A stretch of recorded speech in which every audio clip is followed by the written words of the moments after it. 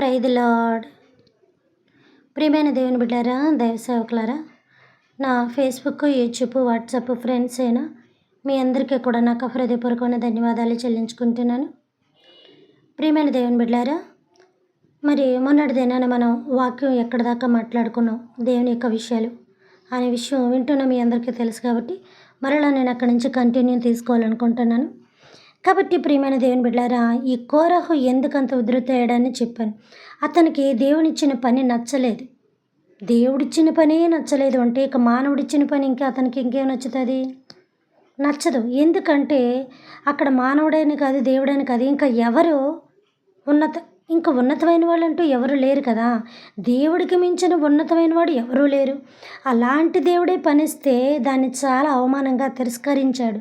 అతనికి ఇష్టం లేదు సంఘంలో ఉండడం, సంఘ పరిచర్య చేయడం, సంఘానికి కట్టుబడి ఉండడం, సంఘంలో సమస్త పనులు బాధ్యత చూసుకోవడం అతనికి ఇష్టం లేదనమాట. నేను నా కొడుకులు డేరాలు మొయ్యాలా, ఇవి మొయ్యాలా అని కొడుకులను కూడా చెడ్డగా చేశారు.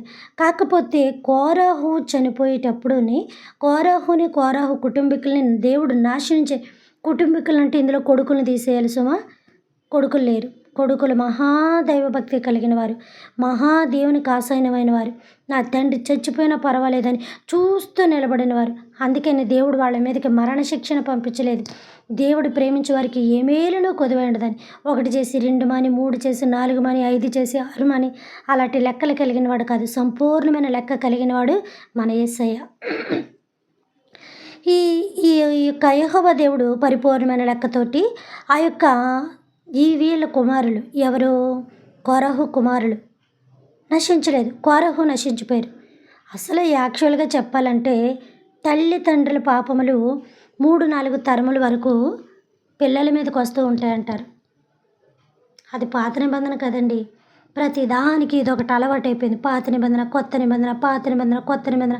అసలు ఏంటో ఈ వేరియేషన్ ఎవరు పెట్టారు, ఈ యొక్క ఈ ఎడబాటు ఎవరు పెట్టారో, అది అలాగా ఇది ఇలాగా చూడమని చెప్పినది ఎవరో కూడా నాకు తెలియట్లేదు అసలు. అన్నీ మనకు మనం ఊహించేసుకొని, మనకు మనం పెట్టేసుకొని, మనకు మనం ఇది చేసి పాత నిబంధనలు అలా చెప్పారు, కొత్త నిబంధనలు ఇలా చెప్పారు. అదొచ్చి కఠినమైన కాలం, ఇదొచ్చి కృపాకాలం, అదొచ్చి మూర్ఖత్వమైన కాలం, ఇదొచ్చి కరుణాకాలం. ఇలాగ వేరు చేసుకుంటూ వచ్చారు. అసలు దీన్ని ఎలా వేరు చేసిన వాళ్ళు ఎవరో కూడా నాకు తెలుస్తలేదు. నా ముందు తరం అంటే ఎవరు లేరు. నా వెనకాతల తరం వాళ్ళు ఎప్పుడు మా అమ్మగారి తరం వాళ్ళు కూడా కాదు. మా అమ్మగారు వాళ్ళు కూడా ఇలా చెప్పడమే మేము విన్నాం. మా తల్లిదండ్రులు కూడా ఎలా చెప్పడమే విన్నాం. క్రీస్తు వారు ఎలాగా, తండ్రి ఎలాగా, కుమారుడు ఎలాగా, పరిశుద్ధాత్మదేవుని ఎలాగా. ఫస్ట్ ఆఫ్ ఆల్ మనం బైబిల్ చదవక బైబిల్ యొక్క జ్ఞానంలో శూన్యమైపోయి ఉన్నాం. అంటే పెద్ద మీరొక్కరే మేధావా, మీరొక్కరే బాగా చెప్తారా? ఇక్కడ బాగా చెప్పామా మేధావులా అన్నది కాదు. నేను అంతకన్నా శూన్యమైన దాన్ని. చదువుతూ ఉంటే దాని యొక్క వివరణ మనకి తెలుస్తుందని నేను చెప్తున్నాను. దాని యొక్క వివరణ పరిపూర్ణంగా, సంపూర్ణంగా మనకు తెలుస్తూ ఉంటుంది. ఎన్నోసార్లు చెప్తున్నాను, ఆ కాలంలో ఉన్న ప్రతిదీ కూడా ఈ కాలంలో మనకి తెలియపరచబడింది. అది చెప్పుకుంటూ వచ్చిన కాలము, ఇది నెరవేర్చుకుంటూ వచ్చిన కాలము, తర్వాత భూతకాలము, వర్తమాన కాలము, భవిష్యత్తు కాలం. ఎన్నోసార్లు చెప్తున్నాను, భూతకాలంలో ఒకరు, భవిష్యత్తు కాలంలో ఒకరు, వర్తమాన కాలంలో ఒక్కొక్కరు ఒక్కొక్క టైంకి ఉపయోగపడ్డారని, ఆ టైంలోని యెహోవా దేవుడు ఉపయోగపడ్డారని, ఈ మధ్యకాలంలో క్రీస్తు వారు ఉపయోగపడ్డారని, ఇప్పుడు మన తరంలో శిష్యుల టైంలో క్రీస్తు వారు ఉపయోగపడ్డారు. అబ్రహాము గారు మోషే టైంలో యెహోవా దేవుడు ఉపయోగపడి నడిపించుకున్నాడు. మరి శిష్యుల టైంలో ఆ టైంలోని యేసుప్రభు వారు ఉపయోగించి నడిపించుకున్నారు. మరి ఈ టైంలో దేవుడేడి? మనం యెహోవా దేవుడిని చూసామా? పోనీ క్రీస్తుని చూసామా? యేసయ్యని చూసామా? పోనీ ఇప్పుడు మనతో నడుతున్న పరిశుద్ధాత్మ దేవుని చూసామా? ఆ ఛాన్స్ లేదులేండి. ఎందుకంటే దేవుడు ఆత్మయ్య ఉన్నాడు కదా అని మనం అనొచ్చు. నిజమే, దేవుడు ఆత్మయ్య ఉన్నాడు కాబట్టి ఇప్పుడు ప్రతి ఒక్కరు నాలోకి ఆత్మ వచ్చి అసలు ఆత్మ అంటే ఏంటో ఫస్ట్ మనకు తెలియాలి. నాలోకి వచ్చేసేది ఆత్మ. ముందు ఫస్ట్ మన ఆత్మ అంటే ఏంటో అది తెలుసుకోవాలి. ఇవన్నీ తెలియాలంటే చాలా టైం పడుతుంది, చాలా వివరణ కావాలి, చాలా పరిశోధన కావాలి, చాలా బైబిల్ మీద అవగాహన కావాలి, చాలా చదవాలి, అందరూ చదవాలి. కాబట్టి ప్రియమైన దేవుని బిడ్డలారా, ఈ యొక్క రీతిలో ఎప్పుడైతే దేవుని మీద ఆళ్ళ మహాభక్తి కలిగున్నారో, ఎవరు కోరాహు తండ్రి మంచోడైతే కొడుకులు మంచోళ్ళు అవ్వాలనుందా? కొడుకులు మంచోళ్ళైతే తల్లిదండ్రులు మంచోళ్ళు అవ్వాలనుందా? మొన్నే చెప్పాను, ఎవరి వేరియేషన్స్ ఆళ్ళకి వేరుగా ఉంటాయి. ఎవరిది ఎవరికి కూడా సెట్ అవ్వదని. మన 5 వేళ్ళే మనకు కరెక్ట్‌గా లేవు. అలాగా ఈ యొక్క రీతిలోని ఈ మందిర సేవ చేయడానికి అవమానపడిపోయాడు ఈయన గారు. ఈయనకేం కావాలి? నాయకత్వం కావాలి. ఈయనకేం కావాలి? ఏలుబడి కావాలి. ఏలిక కింద నుంచోవాలి. ఈయనకేం కావాలి? కమాండింగ్ పవర్ కావాలి. ఓకే, నువ్వు కోరుకోవడంలో తప్పులేదు. కమాండింగ్ పవర్ కోరుకోవడంలో తప్పులేదు. అది నువ్వు ఏ రీత్యా కోరుకున్నావు? లోకరీత్యా కోరుకున్నావా? సమాజరీత్యా కోరుకున్నావా? ఇంక సమాజం అన్నా లోకం అని ఇంక అదేలెండి. నువ్వు కోరుకునే యొక్క ఆ విధానము ఇహలోకంది అయ్యిదైతే నీ అంతటి నువ్వే సంపాదించుకోవాలి. ఒక దేవుళ్ళో ఒక విషయం కావాలి అని అనుకుంటే కనుక అది ఖచ్చితంగా దేవుడే ఇవ్వాలి. ఖచ్చితంగా దేవుడు ఇవ్వాలి. తర్వాత ఒక్క దేవుడు ఒక్కింత ఇచ్చాడనుకో, దాన్ని నువ్వు 10 ఇంతలు డెవలప్ చేసుకోవాలి. అంతే తప్ప అన్నీ నీకు ఇచ్చి ఒకరికి 10 నాణేలు, ఒకరికి 5 నాణేలు, ఒకరికి 2, ఒకరు 3, ఒకరికి 1 ఇచ్చినట్టుగా ఉంటుందన్నమాట. 10 నాణాలు ఇచ్చిన వాళ్ళకి 10 రాజ్యాలు సంపాదించారు. 5 ఇచ్చినోడు 5 సంపాదించాడు. 3 ఇచ్చినోడు 3 సంపాదించాడు. 1 ఇచ్చినోడు గొయ్యి తీసి పాతి పెట్టాడు. దేవుడు కూడా అన్ని గొయ్యి తీసి పాతి పెట్టాడు అనమాట.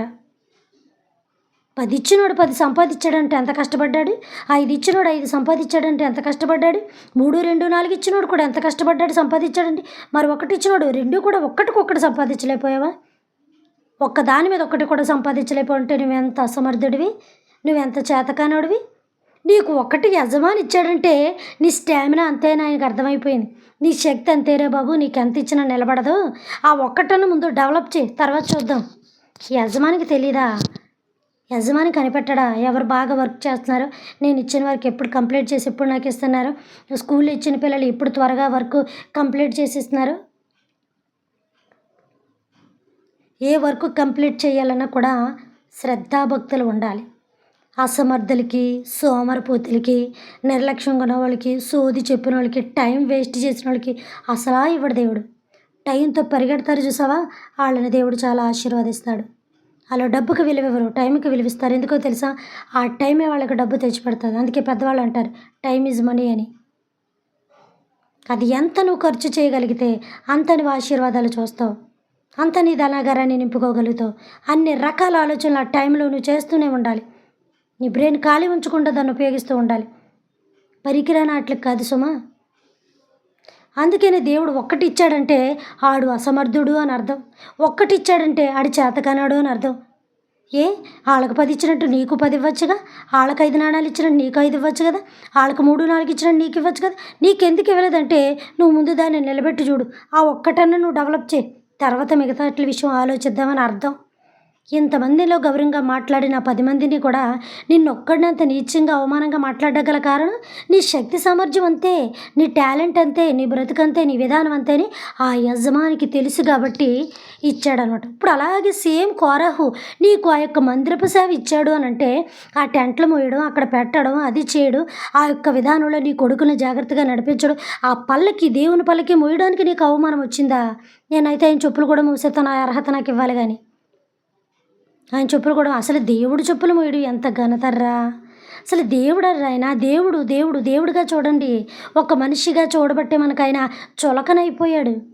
భక్తి అనే పదానికి వచ్చేటప్పుడు బాగా చులకనైపోయి ఇప్పుడు మరీ దారుణం అయిపోయింది. మన పెద్దవాళ్ళలో ఉన్న మర్యాద, మన పెద్దవాళ్ళలో ఉన్న గౌరవం, ఒకప్పుడు పిల్లలు మనల్ని గౌరవించే విధానం అది చూసుకుంటే ఒక రీతిలో ఉండేది. ఇప్పుడా కన్న తల్లిదండ్రుల మీదే ప్రేమ లేదు వాళ్ళకి. ఏం చెప్తాం, ఎంత అని చెప్తాం? ఎన్నైనా నిలదీయక తప్పదు. కాబట్టి ప్రియమైన దేవుని బిడ్డారా, ఇలాగ చేయడంలోని మోషే కూడా కోరాహు పిల్లలకు అన్నయ్య అవుతాడు. కోరాహు మోషేకి అన్నయ్య అవ్వచ్చు, పెదనాన్న పిల్లలు అవుతారు. అలాగే మోషే వాళ్ళ పిల్లలకు అన్నయ్య అవుతాడు. అంటే వాళ్ళు చిన్నోళ్ళు, వీళ్ళు పెద్దోళ్ళు. ఈ మోషే నాయకత్వం చేయడం, తను మోషే అన్నయ్య అహరోను యాజకత్వం చేయడం, ఇవన్నీ చేయడం. వీళ్ళు ఈ యొక్క వారం అయిపోయాక విశ్రాంతి దినం వస్తుందంటాడు. మళ్ళీ అరణ్యంలో ప్రయాణం చేసి ఇంకో చోట మళ్ళీ గబగబ టెంట్లు అవి వేసాడు. అంటే తీడు వేయడం టిప్ టాప్ టెంట్లాగా. మందిరాలే ఎక్కడ? అరణ్యంలో ఎవరు మందిరం కడతారు? ఎవరు ఇసుక తోలుతారు? ఎవరు కర్రలు తోలుతారు? ఎవరు ఇవన్నీ చేస్తారు? స్టాండర్డ్ ప్లేస్ లేనప్పుడు ఏం చేస్తాము? అక్కడ మనకు పని ఉన్నప్పుడు మనం ఒక గుడారాన్ని ఏర్పాటు చేసుకుంటాం, ఒక హౌస్ని ఏర్పాటు చేసుకుంటాం. ఆ హౌస్ అక్కడ పని అయిపోగానే హౌస్ ఏం చేస్తుందని తీసుకొని మడత పెట్టుకొని వచ్చేస్తూ ఉంటాం. అలాగా దేవుని యొక్క ఈ అరణ్యం దాటేదాకా స్టాండర్డ్ ప్లేస్ వచ్చేదాకా వీళ్ళకి మందిరాలు లేవు. విషయం ఏంటంటే అసలు మందిరాలే లేవు. సంవత్సరానికి ఒక్కసారి ఏటేటా బలి, ఎక్కడో శిలోహల దేవాలయం అవి ఒకటి అక్కడ అలా ఉన్నాయి. తర్వాత మందిరాలు స్థిరపడ్డాయి. ఆరాధన అనేది చెప్తున్నాను, ఇంటింటి ఆరాధన. వారం రోజులు నువ్వు ఇంట్లో ఆరాధన చేసుకోవాలి. 7వ రోజు నీ ఇండ్లని పరిశుద్ధపరచుకొని నీ ఇంట్లోనే ఆరాధన చేయాలి. అందుకే నీ ఇల్లు కదలకూడదని. అప్పుడు అన్ని నిబంధనలు కట్టుబాట్లు అలాగుండి అనమాట. దేవుని మందిరంలో చెప్పులు వేసుకొని వెళ్ళిపోతారు, దేవుని మందిరంలో బొబ్బులు గమ్ములు తింటూ వెళ్ళిపోతూ ఉంటారు. బైబిల్ ఆ పక్కన ఈ పక్కన పడేస్తుంటారు, కాసేపు బైబిల్ ఒళ్ళో ఉంచుకోరు. అది అలా నీ గుండెల మీద నీ చేతుల మీద ఉంటే దేవుడు నువ్వు పట్టుకున్నావు, దేవుడు నీకు ఎత్తుకున్నావు అన్న ఫీలింగ్ రాదు అసలు. అసలు ఎలా వదలబుద్ధి అవుతుంది? నువ్వు అలా పక్కన పడేస్తుంటే దేవుని పక్కన పడేసావని అర్థం. కాబట్టి ఈ యొక్క గుడారాలు తీయడం అతనికి అవమానంగా భావించి, ఇదిగా భావించి వీళ్ళందరినీ యుద్ధానికి సిద్ధం చేశాడనమాట. కానీ కొడుకులు ఏం చేశారంటే చాలా దూరాన నిలుచున్నారు. ఎందుకు అంత దూరాన నిలుచున్నారు అంటే ఈ యొక్క మందిరపు గుడారం అక్కడ వేయబడింది. వీళ్ళకి ఇక్కడ ఏం జరుగుతుందో కనపడలే, కనుచూపు మేరలో ఉందో కనపడతలే. కానీ భయంకరమైన మంటలు కనపడతాయి, పైకి ఎగసిపడే పొగ కనపడుతుంది, పైకి ఎగసిపడే ఒక లైట్ వెలుగు కనబడుతుంది. కానీ ఆ లైటు ఉన్న చుట్టుపక్కల నివాసాలే కనపడవు. ఆ పొగ ఎక్కడి నుంచి వస్తుందో చుట్టుపక్కల నివాసాలే కనపడవు. ఆ యొక్క మంట వెలుగు ఎక్కడి నుంచి వస్తుందో చుట్టుపక్కల అరే ఎక్కడో ఇల్లు కాలిపోతున్నట్టుందిరా, పొగ వస్తుంది, ఎక్కడో ఏదో అయిందిరా, పొగ వస్తుంది అని అంటాం. కానీ ఆ చుట్టుపక్కల ఏం జరిగింది, ఎలా ఉంది, అక్కడ జనాభా ఎవరో కనిపించరు. అలాగా అంత కనుచూపు మేరలో ఉంది వీళ్ళొక్క టెంట, దేవుని యొక్క గుడారం. వీళ్ళు అక్కడ దేవుని దగ్గర కాపలా ఉన్నారు. నలుదిశలో నలుగురు పడుకొని చక్కగా దేవుని యొక్క కాపలాకి మందసానికి అక్కడ వాళ్ళ కాపలా పడుకొని ఉన్నారనమాట. మళ్ళీ సుత్తులు కొట్టడం, టెంట్లు తీయడం, ఏయడం చేయడం అనమాట. అక్కడ వాళ్ళంతా దూరాన్ని ఉన్నారు. ఇక్కడ వీళ్ళ బాబు వీళ్ళ నాన్నగారు కార్యం చేసేస్తున్నాడు, మోషే మీదకి ఎదురు తిరగబడుతున్నాడు. వెంటనే దేవుడు ఏం చేస్తాడు అంటే మీ అందరికీ తెలుసు కాబట్టి ఆ టైం కూడా ఎక్కువైంది కాబట్టి నేను షార్ట్కట్లో చెప్పేస్తాను. ఖచ్చితంగా దేవుడు వాళ్ళ కుటుంబ సభ్యులు. మొన్న చెప్పాను కదా, కుటుంబంలో ఒక 5గురు ఉంటే ఒక 2 బయటికి వెళ్ళినంత మాత్రాన మిగతా వాళ్ళు అందరూ చచ్చిపోయారు అనుకో, కుటుంబం అంతా చచ్చిపోయిందని ఎలా అంటాం? కుటుంబం అంతా దుర్మార్గులని ఎలా అంటాం? కాబట్టి ఆ టైంకి ఇలా లేరు. కోరహు కుమారులు లేరు అక్కడ. కోరహు కుటుంబ సభ్యుల్ని, బిడ్డలు తప్ప మిగతా వాళ్ళందరినీ కూడా దేవుడు బుగ్గు చేసి పడేశాడు, అక్కడ కాల్చి పడేశాడు. చూసారా, ఎవరి కోరియంతో వాళ్ళ తలగొక్కున్నారంటగా. దేవుడు అంత గొప్పడో చూడండి. నీ అగ్గు నువ్వే తెచ్చుకో, నీ మీద వేసుకొని తగలడిపోవడానికి. నీ అగ్గు నువ్వే తెచ్చుకో. 250 మందిని తెమ్మన్నాడు, 250 మంది పట్టుకెళ్ళారు. నీ నిప్పుల కుండ నీ తల మీద వేసుకొని కొట్టుకు చావు అన్నట్టుగా అగ్గి చేత దేవుడు అందరినీ కాల్చాడు. అక్కడ ఇంకో రకంగా చంపచ్చు కదా. అగ్గే ఎందుకు వెయ్యాలంటే ఆయన అగ్గి అయిపోయాడు. ఆయన అగ్గి ఎందుకు అయిపోయాడంటే ఆయన దహించు అగ్ని ఉన్నాడు కాబట్టి ఆ దహించు అగ్ని వాళ్ళ చేతుల్లో ఉండగానే అగ్ని స్వరూపుడై దేవుడు ఆయన తగలెట్టేశాడంతే. మారు దాటకుండా మోషే వాళ్ళ గుడారాల దగ్గర ఉన్న వాళ్ళు అర్జెంటుగా లేచిపోమని చెప్పు, నాయన ఇప్పటికే నేను చంపేశానంటున్నారు, అందరూ చచ్చిపోయారు, ఇలా చేయక, నీ మాటలే నేను, నువ్వు చెప్తే నేనండా కాదు, అర్జెంటుగా చుట్టుపక్కల ఉన్న వాళ్ళు వెళ్ళిపోమని చెప్పు, ఎవరైతే ఆ గుడారాల దగ్గర ఉంటారో అందరూ బూడిదైపోతారని చెప్పు.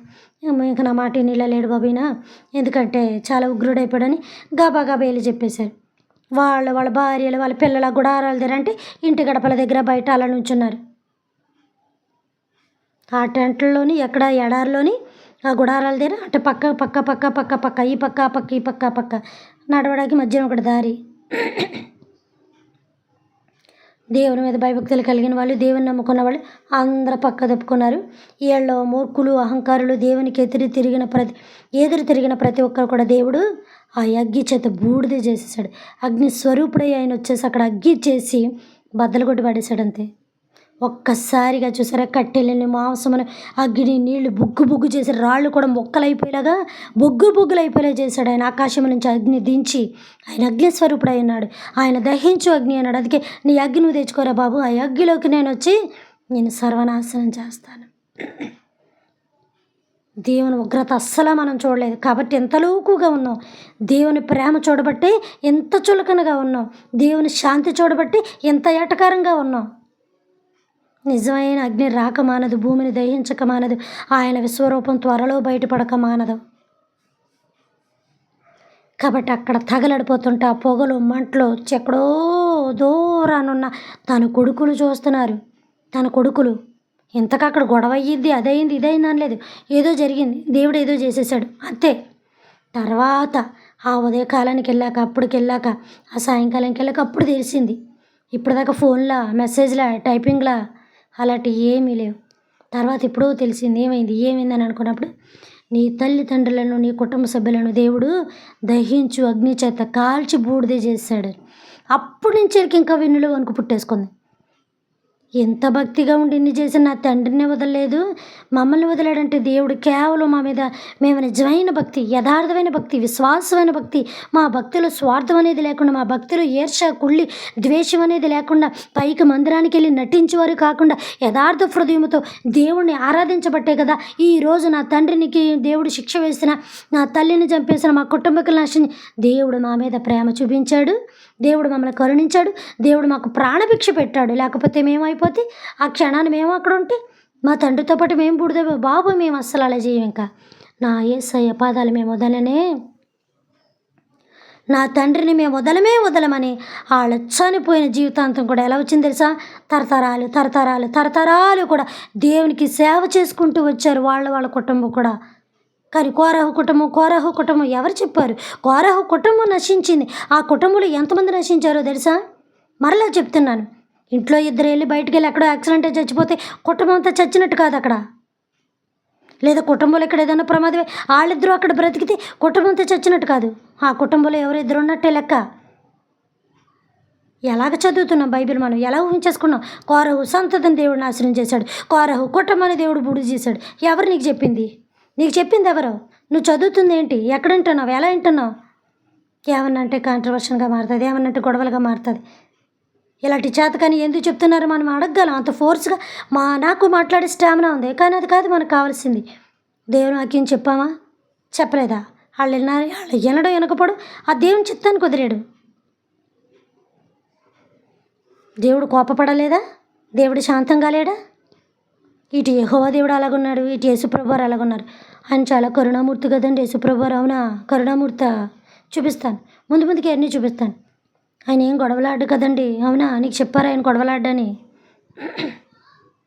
మళ్ళీ చెప్తున్నాను, వట్టి మాటలు ఎప్పుడు నా నోట రావు, గట్టి మాటలే వస్తాయి. బైబిల్లో ఉన్న ప్రతి అక్షరమే నా నోటిని వస్తుంది, లేకపోతే నేను చెప్పడం మానేస్తాను. కాబట్టి ప్రియమైన దేవుని బిడ్డలారా, దేవుని యందు నువ్వు ఎలాంటి భయభక్తులు కలిగి ఉంటున్నావు? కోరహు సంబంధించిన వారందరూ కూడా, అంటే కోరహులో ఉన్నవారు దేవునికి తిరిగి నాశనం అయిపోయారు. నువ్వు అలా నాశనం అయిపోవాలనుకుంటే కనుక నీ ఇష్టం వచ్చినట్టు ప్రవర్తించు. లేదు, కోరహు అదే కడుపు నుంచి వచ్చిన తన బిడ్డలు సేవ చేసి దేవుడు బలా మంచి నమ్మకమైన దాసుడానికి పేరు ఇచ్చినట్టుగా, వాళ్ళకు ఒక స్థానాన్ని జీవితంలో ఇచ్చినట్టుగా, వాళ్ళకి ఏ స్థానాన్ని ఇచ్చాడు? వాళ్ళు ఏం చేశారు? వాళ్ళు చేసిన పని ఏంటి? ఎక్కడున్నారు? ఎవరితో ఉన్నారు? ఏం చేశారు? ఇవన్నీ కూడా ముందుకు మాట్లాడుకుందాం. పరలోకమందున్న మా తండ్రి, మీ నామం పరిశుద్ధపరచబడును గాక, మీ రాజ్యం వచ్చును గాక, మీ చిత్తము పరలోకమందును నెరవేరినట్లు భూమి అందరూ నెరవేరును గాక. మనదిన ఆహారం నేడు మాకు దయచేయమయ్యా. మా యొక్క భువనస్థల అపరాధములను మేము క్షమించిన ప్రకారము మా అపరాధములను మీరును క్షమించండి తండ్రి. మమ్మల్ని శోధన చక్కడిని తప్పించమనైనా రాజ్యము, శక్తి, మహిమ నిరంతరం మీరై ఉన్నారు తండ్రి. ఆమేన్. దేవుడు మనందరినీ దీవించి ఆశీర్వదించును గాక. Good night.